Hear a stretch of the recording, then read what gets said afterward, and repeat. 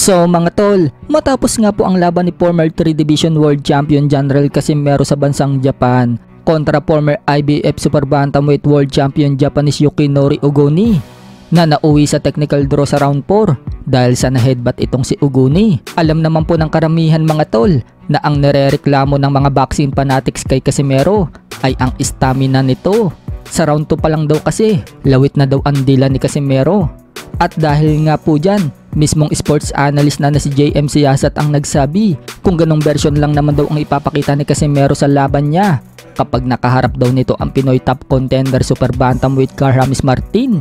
Hindi malayong pulbusin lang daw ni Martin itong si Casimero. So mukhang nag-agree nga po dyan ang kapatid ni Carl-James Martin at manager na din niya na si JL Martin. Nag-comment kasi ito mga tol sa post ni JM Siyasat at sinabing Kuya Lods, baka naman. So parang gusto nga po ni JL Martin mga tol na ipalaban na si Wonderboy kay Casimero.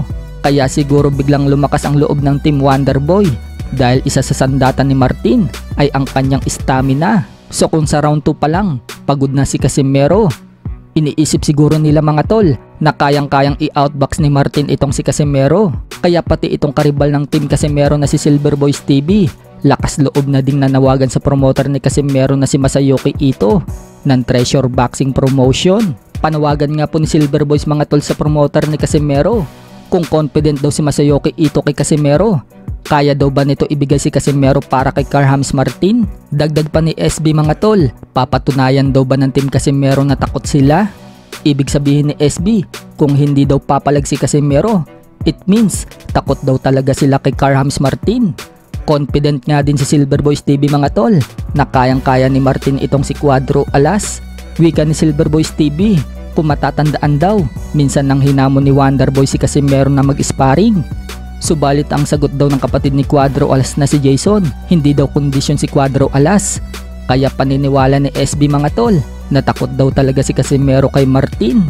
Paliwanag naman ni Casimero dyan noong may magsadya sa kanya na labanan niya si Martin o kaya si Donaire.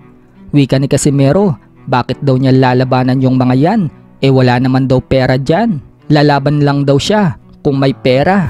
To the promoter of Casimero, for you, Masayuki Ito, if you think or if you are confident, can you get Carl-James Martin as the opponent of Casimero? Deal? Ayan. Speaking of Casimero mga tol, namigay po siya ng $2 na pera sa tatay niya sa birthday party nito. Ginawa nga pong kwintas ng tatay niya ang $2. Makikita natin mga tol na sobrang bait talaga ni Casimero sa pamilya niya. Suportado din siya sa tatay niya na tatakbo bilang kapitan ng baryo nila. Napasayaw pa nga ang mag-ama mga tol habang nangangampanya sila.